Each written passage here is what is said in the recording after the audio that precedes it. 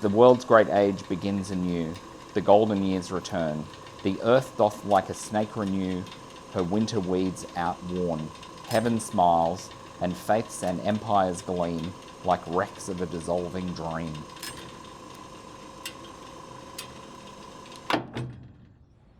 My name's Glenn Barkley. I'm a ceramicist and artist based in Sydney and in Berry on the south coast of New South Wales.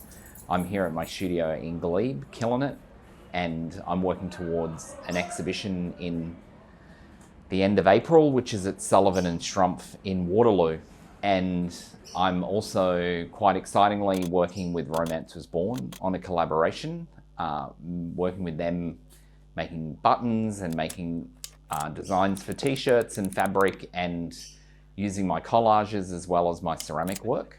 The exhibition I'm doing is called The Urn of Bitter Prophecy, and it comes from a poem by Shelley called Hellas, a Chorus, which is based upon sort of Greek mythology, and it's a chorus of characters talking about the world changing. So I wanted to make work that sort of talked about that a little bit, and that poem, funnily enough, sort of does.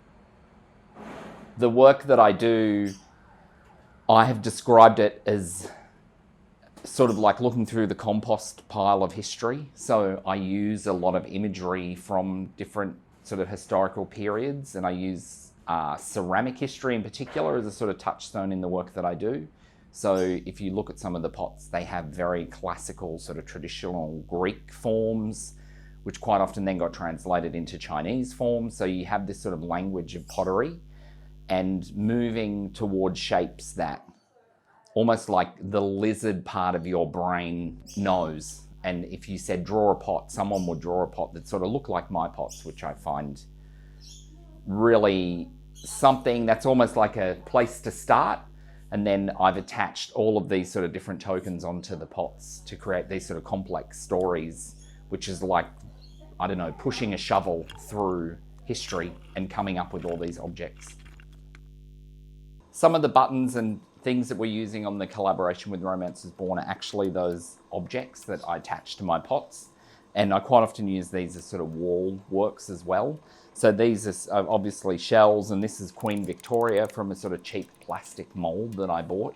And I've made a mold of Queen Victoria. And these are now being sort of recycled and used as tokens that are sewn onto garments with Romance Was Born. So it's quite exciting to sort of see them in a different context.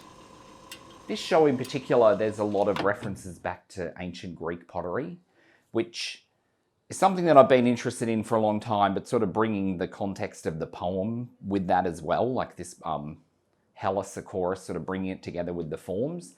And also the University of Sydney have just reopened the Chow Chuck Wing Museum. So like that they've brought out all their sort of antiquities. So I'm looking at that as well. Thing that I think I could even have in common with parts of what Romance Was Born do generally, which is this idea of the horror vacui, which is a fear of empty space. Like I need to fill it. There's an obsessional part of me that is about like, I want to expose the labor. Yeah. I want people to look at these pots and go, well, the pot's shit, but geez, it must take a long time to make. I read a lot of poetry, and one of the reasons why I do read it is because I am a really busy person, and poetry is quite often about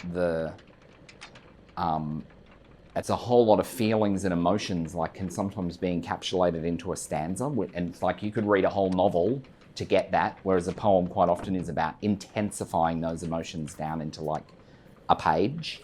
And so that's one of the reasons why I like it.